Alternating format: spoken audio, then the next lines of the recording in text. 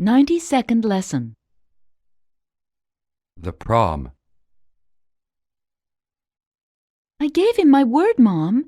I have to be able to go with him to the prom next Saturday, and that's that. Over my dead body, little girl. Your father and I told you we don't approve of your riding on the back of a Harley-Davidson with that weirdo. But you drove cross-country with Dad in a beat-up van in the 60s when you were only 20. Did Grandma and Grandpa agree to it? I seriously doubt it. If I did that, you'd flip out. That was different, Pam. I lied to them. I told them I was traveling with my cousin Trudy and her German shepherd Max. Plus, the times were different. Guess what, Mom? I'm going to the prom with my girlfriend Anne and her pet shark Batman. Anne will be chaperoned by the Green Beret. Pam, I trust you. Don't do it.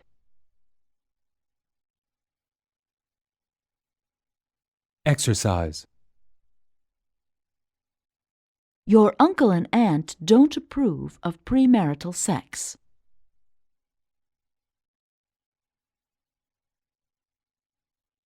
She gave her girlfriend Anne her word.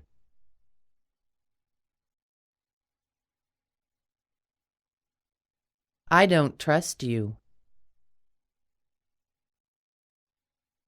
My mother agrees with me that I should invite Harry to the prom.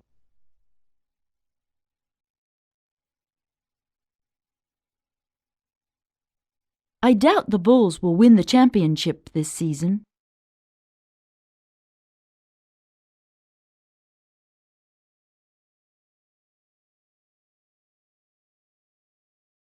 Ninety-third lesson. Recipe. Brenda's famous omelet. Beat 3 fresh eggs in a bowl with a whisk. Add a pinch of salt and a dash of milk or light cream.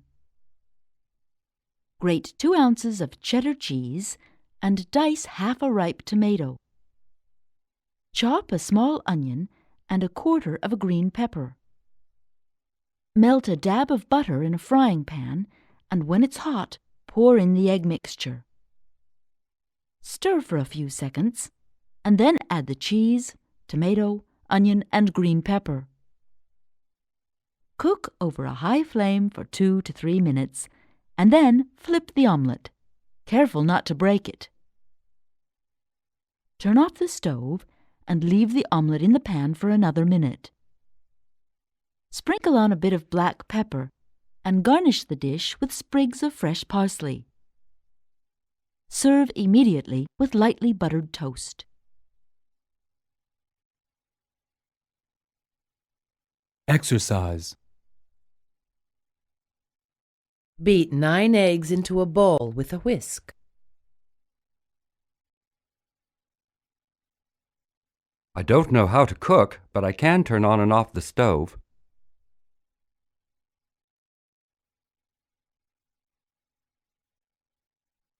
Serve the steaks with baked potatoes and chives.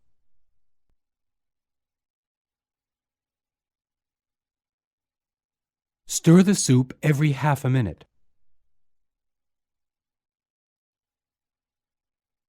I'll have 2½ chickens to go, please.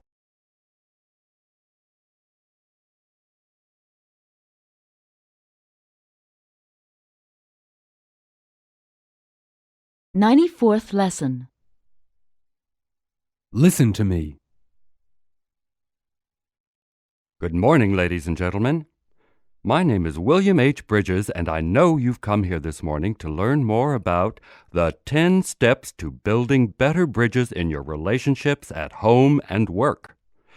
But in fact, it is you, the participants, who are really going to teach this seminar. Half of you already know the answers, whereas the other half of you know precisely what are the right questions to ask. So, if you're ready, let's begin. Let's get the show on the road. The first step is very simple, but it's one that you're likely to forget unless you repeat it to yourself 5 times a day, starting right now. It's not good enough to hear someone. In order to maintain a quality relationship, you have to listen. And after you have listened carefully, you have to be able to act accordingly. For example, your wife tells you that she is not pleased that you have canceled the family vacation to Mexico because of too much work. Does that sound familiar? You're not alone. What is she really saying, and what are you going to do about it?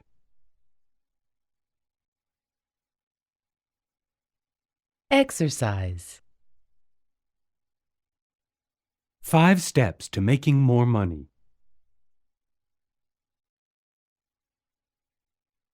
If you listen to your partner, you've already won half the battle.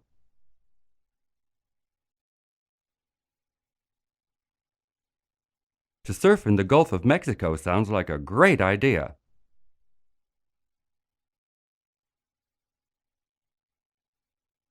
What are you going to do about the broken window?